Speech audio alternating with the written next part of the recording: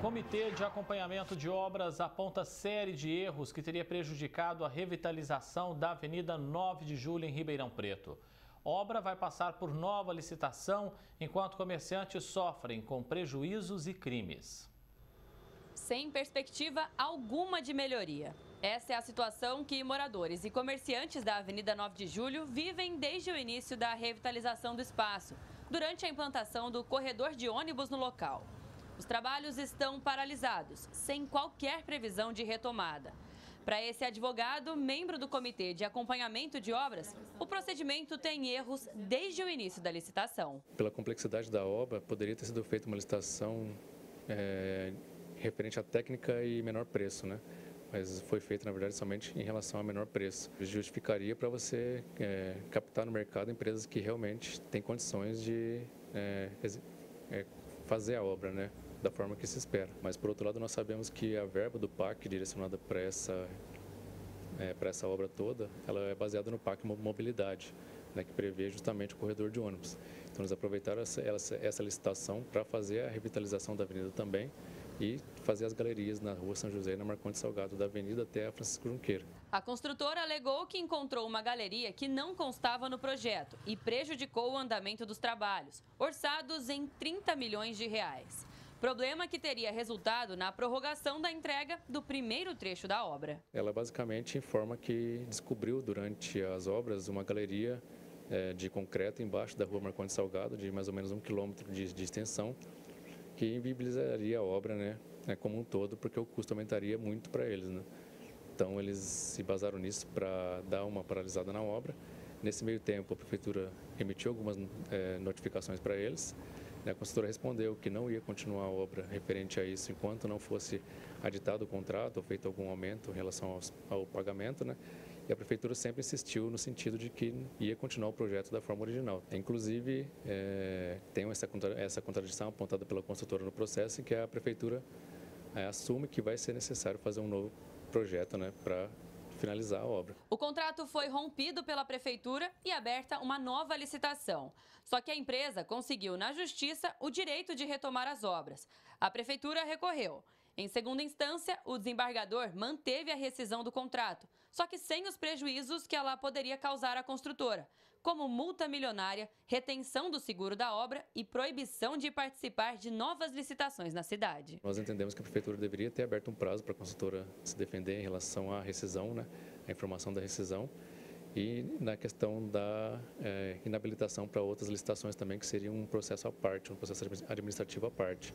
Então, nenhum desses dois procedimentos foi observado na questão da ampla defesa do contraditório. A Prefeitura simplesmente enviou a notificação da rescisão e informou para a imprensa que já estava fazendo um novo projeto para uma nova licitação. Lá atrás, na contratação, isso já deveria ter sido pensado para poder garantir e com cláusulas realmente de multas, de punições por não cumprimento de contratos, tá? Então está muito confortável isso da maneira como está acontecendo, porque não estão cumprindo o que deveriam e nada acontece, né? Tudo caminha a bel prazer. As obras de revitalização da Avenida 9 de Julho começaram em junho do ano passado, com um prazo de entrega previsto em 1 ano.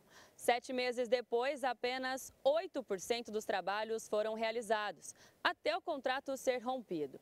Enquanto todo o processo burocrático é resolvido na Justiça, quem sofre as consequências disso são os comerciantes aqui da região, que viram o movimento de clientes praticamente zerar nesse período. É lamentável o que se vê agora, que, por exemplo, do pedaço ali entre a Tibiriçá e a Independência, estão 120 imóveis aproximadamente comerciais e desses 40 e poucos estão abertos ainda, o restante já fechou.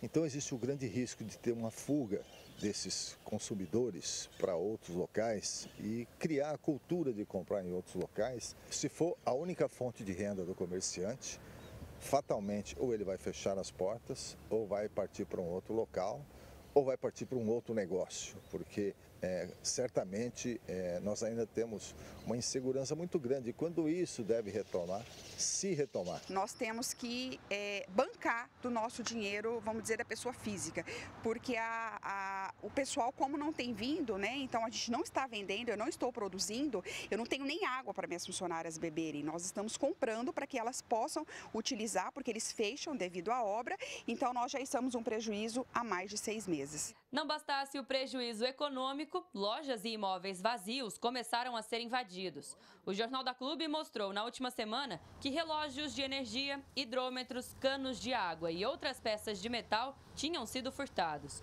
Um grupo de vizinhança solidária foi montado, mas ainda assim a criminalidade continua assustando a região. Os clientes têm medo de vir até a loja por serem assaltados e tudo mais, e a gente não está conseguindo nem manter com as nossas despesas mensalmente, então isso dificulta. A gente entra em contato com o pessoal da prefeitura, ninguém nos responde, ninguém nos dá um amparo, então assim, nós lojistas estamos de mão atadas, vamos dizer, indo à falência e sem saber o que fazer. Certamente alguém iria tirar proveito dessa situação, é isso que a gente vê.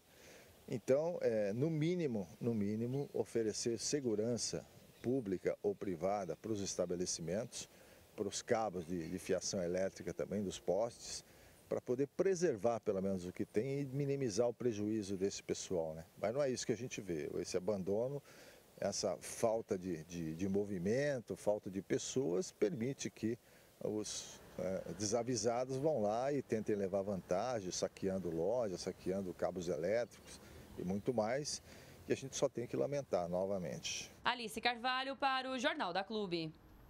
A Secretaria de Obras informou que a galeria não inviabilizou a execução do projeto original e que a decisão do Tribunal de Justiça sobre a liminar vai de acordo com os argumentos que foram apresentados pela Prefeitura. Destacou que o novo processo de licitação está em fase final de elaboração e deve ser publicado em breve. Em relação às penalidades, estas serão discutidas administrativa e também judicialmente. E conosco, para a gente repercutir toda essa situação envolvendo a Avenida 9 de Julho em Ribeirão, está o doutor Vinícius Bugalho, advogado. Doutor, uma obra tão grande como essa em um dos mais importantes corredores da cidade, dá para admitir tantos problemas assim? Muito bem-vindo, doutor. Mais um prazer recebê-lo aqui. Boa tarde, André Costa, e a todos que assistem o Jornal TV Clube. Realmente, como você bem disse e os que participaram antes, não dá para admitir. Há uma sucessão de erros, há uma série de erros administrativos, a quebra de princípios constitucionais e o maior prejudicado é o comerciante e o cidadão. O comerciante, porque ele espera vender, o que é natural do dinamismo de uma cidade, e o consumidor que espera vir para o centro de forma segura, com um asfalto bom, com boas calçadas, e não está conseguindo. Fica a impressão de que o Poder Executivo ele quer fazer uma gentrificação do direito urbanístico, ao contrário, espalhando todos do centro e jogando o centro, infelizmente, para uma vala comum. Por se tratar, doutor, de um patrimônio tombado, a licitação ela deve seguir algum molde, digamos assim, mais cauteloso? O que esperar desse novo processo que está em andamento, então? André, eu tive a cautela de ler o processo judicial que está em São Paulo e na qual o emenda desembargador Dr. Borelli Tomás, ele concedeu essa liminar em agravo de instrumento. Parabéns à procuradora que atuou no caso. O que nós percebemos? Que houve ali uma quebra do devido processo legal e a prefeitura, o senhor secretário, quis atropelar a lei de licitações antiga, 8666, que é aplicável ao caso, bem como atropelar o artigo 5º, inciso 55 da Constituição Federal, que dispõe sobre o devido processo legal. Errou solenemente, o judiciário em tempo consertou e a segunda instância em tempo, através de um respeitável despacho, uma respeitável decisão, consertou um pouco mais. Como? Autorizando a prefeitura a rescindir o contrato, mas não deixando se aplicar as penalidades legais. Ou seja, agora a prefeitura pode rescindir o contrato, está liberada, mas também, por outro lado, ela erra. Quando ela fala que essa galeria não vai interferir neste contrato em uma nova licitação, está muito errada. Ouvindo técnicos, especialistas, professores da matéria da engenharia civil, sim, o novo edital tem que prever essa galeria, senão será mais uma novela inacabada durante vários anos e o maior prejudicado será o cidadão e o comerciante de bem. E aí já pergunto para o senhor, doutor, quem paga a conta então desse atraso, desse prejuízo aí para os comerciantes, enfim? Eu creio que, infelizmente, em Ribeirão Preto, os poderes executivos últimos só estão respeitando o poder judiciário. Se o cidadão não provocar o Ministério Público, a Ordem dos Advogados do Brasil, através de se respeitar o presidente, eu creio que a coisa vai ficar meio jogada. Creio, talvez, que o MP deva tomar a frente da questão e ver quem errou, como errou, quando errou e a mando de quem ou como errou. Porque daí, apurando responsabilidade, talvez saia um novo edital de licitação correto, com técnica e preço, como disse o especialista anteriormente, evitando se falar nos erros, inclusive podendo se discutir essa questão do tombamento da 9 de julho, que é importante sobre o aspecto cultural de uma cidade. Mas se vê na reportagem, por outro lado, que hoje desqualificou o objeto inicial, que ela está tomada por estabelecimentos comerciais. Isso também tinha que ser definido em uma nova licitação com discussão ampla perante a sociedade.